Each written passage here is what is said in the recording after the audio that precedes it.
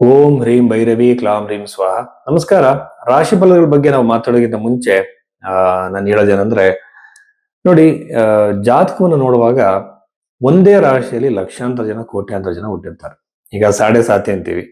ಈಗ ಕುಂಭ ರಾಶಿಯಲ್ಲಿ, ಮೀನ ರಾಶಿಯಲ್ಲಿ ಎಷ್ಟು ಜನ ಹುಟ್ಟಿಲ್ಲ. ಎಲ್ಲರಿಗೂ ಸಮಸ್ಯೆಗಳು ಬರ್ತಾ ಇದೆಯಾ? ಖಂಡಿತ ಇಲ್ಲ. ಈಗ ಗಜಕೇಸರಿ ಯೋಗ ಅಂತೀವಿ. ಈ ಯೋಗ ಎಲ್ರಿಗೂ ಒಂದೇ ತರ ಎಫೆಕ್ಟ್ ಮಾಡುತ್ತಾ? ಇಲ್ಲ. ಆದ್ರೆ ಇದನ್ನ ಕನ್ಫರ್ಮ್ ಮಾಡೋದು ಹೇಗೆ ಅಂದ್ರೆ, ನಿಮ್ಮ ಹಸ್ತರೇಖೆಗಳನ್ನ ಜಾತಕಕ್ಕೆ ಹೊಂದಾಣಿಕೆ ಮಾಡಬೇಕು. ನಿಮ್ಮ ಜಾತಕ ಹಸ್ತರೇಖೆ ಎರಡು ಮ್ಯಾಚ್ ಆಗ್ಬೇಕು. ಜಾತಕದಲ್ಲಿರುವಂತಹ ಯೋಗಗಳು ಹಸ್ತದಲ್ಲೂ ಕಾಣಬೇಕು.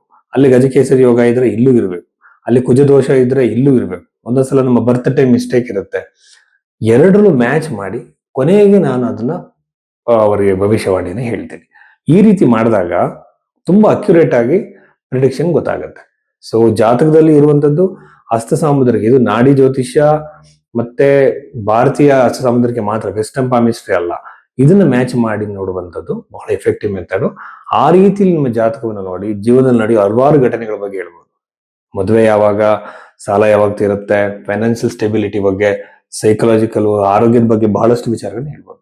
ಈ ಬಗೆಯಲ್ಲಿ ನಿಮ್ಮ ಜಾತಕ ನೋಡ್ಬೇಕು ಅಂದಾಗ ನಿಮ್ಮ ಹಸ್ತರೇಖೆ, ನಿಮ್ಮ ಜಾತಕ ಎರಡನ್ನೂ ಕಳಿಸಿ, ನಿಮ್ಮ ಡೇಟ್ ಆಫ್ ಬರ್ತ್ ಮಿಸ್ಟೇಕ್ ಇದ್ರೂ ಸಹ ನಿಮ್ಮ ಜಾತಕವನ್ನ ಬಹಳ ಅಕ್ಯುರೇಟ್ ಆಗಿ ಹೇಳ್ಬೋದು. ಈ ರೀತಿ ಸರ್ವಿಸ್ ನ ನೀವು ಭೈರವಿ ಆಸ್ಟ್ರೋದಲ್ಲಿ ತಗೊಳ್ಳಿ. ಮೀನ ರಾಶಿ 2026 ಏಪ್ರಿಲ್ 19ನೇ ತಾರೀಕಿನ ನಂತರದಲ್ಲಿ ವಾರ ಫಲವನ್ನ ನಾವು ನೋಡೋದಾದ್ರೆ, ಈ ಮೀನ ರಾಶಿಯಲ್ಲಿ ಜನಿಸಿದಂತವರಿಗೆ ಶನಿ ಗ್ರಹ, ಬುಧ ಗ್ರಹ, ಕುಜ ಗ್ರಹ, 3 ಗ್ರಹಗಳಿದೆ.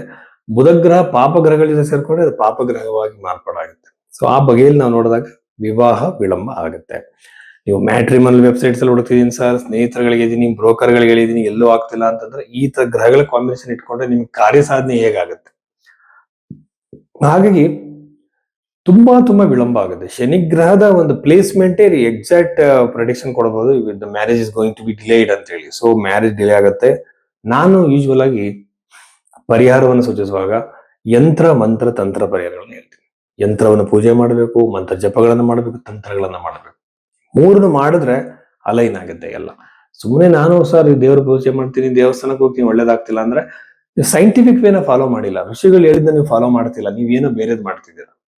ಇದನ್ನ ಫಾಲೋ ಮಾಡಿ, ವಿವಾಹ ಪ್ರಾಪ್ತಿ ಆಗತ್ತೆ. ಸೊ ವಿವಾಹಕ್ಕೆ ಮುಂದುವರೆದಿರೋದು ಒಳ್ಳೆಯದು. ಮುಂದುವರೆದಿದ್ರೆ ಪರಿಹಾರಗಳನ್ನ ಮಾಡ್ಕೊಂಡು ಮುಂದುವರಿ.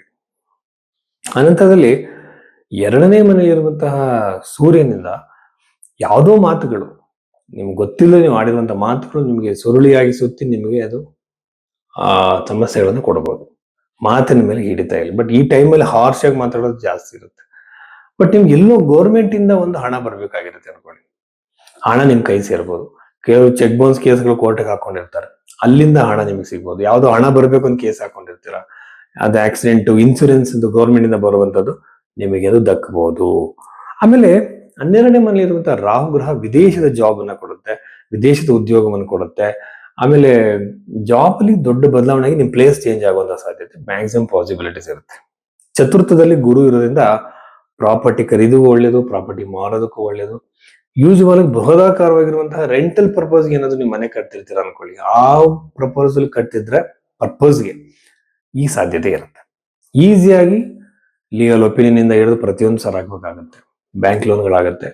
ದೊಡ್ಡ ಮಟ್ಟದ ಬೃಹದಾಕಾರದ ಮನೆಗಳನ್ನ, ಅಪಾರ್ಟ್ಮೆಂಟ್ಗಳ ತರ ದೊಡ್ಡ ಮಟ್ಟದಲ್ಲಿ ನೀವು ಕಟ್ತಿದ್ರ ಅಂದ್ರೆ ನಿಮಗೆ ಹೆಚ್ಚು ಲಾಭವಾಗುತ್ತೆ. ನೀವು ಇನ್ವೆಸ್ಟ್ಮೆಂಟ್ ಮಾಡಕ್ಕೆ ಬಹಳ ಒಳ್ಳೆಯ ಸಮಯ. ಆಮೇಲೆ 3ನೇ ಮನೆಯಲ್ಲಿರುವಂತಹ ಶುಕ್ರ ಗ್ರಹ ಬಂದು ಇರೋದ್ರಿಂದ ನಿಮಗೆ ಒಳ್ಳೆಯ ಸ್ಥಳಗಳಿಗೆ, ಸುಂದರವಾಗಿರುವಂತಹ ಸ್ಥಳಗಳಿಗೆ ನೀವು ಭೇಟಿ ಕೊಡ್ತೀರಾ, ಸಂತೋಷವಾಗಿರ್ತೀರಾ. ಕುಟುಂಬದಲ್ಲಿ ಒಳ್ಳೆಯ ವಾತಾವರಣ ಇರುತ್ತೆ. ಕುಟುಂಬದ ಜೊತೆ ಬಹಳ ಎಕ್ಸ್ಟ್ರಾರ್ಡಿನರಿ ಟೈಮ್ ನೀವು ಕಳೀತೀರಾ. ಆಮೇಲೆ ವೈವಾಹಿಕ ಜೀವನದಲ್ಲೂ ನೀವೇನು ಭಯ ಪಡುವಂತದ್ದು ಏನೂ ಇಲ್ಲ, ಆರಾಮವಾಗಿರುತ್ತೆ. ಆರೋಗ್ಯದಲ್ಲಿ ಕಾಲುಗಳಿಗೆ ಸಂಬಂಧಪಟ್ಟಂತಹ ಸಮಸ್ಯೆಗಳು, ಆಮೇಲೆ ಕಾಲು ನೋವು, ಆಮೇಲೆ ಬೆನ್ನು ನೋವು ತರದ ಮೂಳೆಗಳಿಗೆ ಸಂಬಂಧಪಟ್ಟಂತ ಇಶ್ಯೂಸ್ಗಳು ಬರ್ಬೋದು. ಜಾಗ್ರತೆಯಿಂದ ಇರಿ. ನಮಸ್ಕಾರ.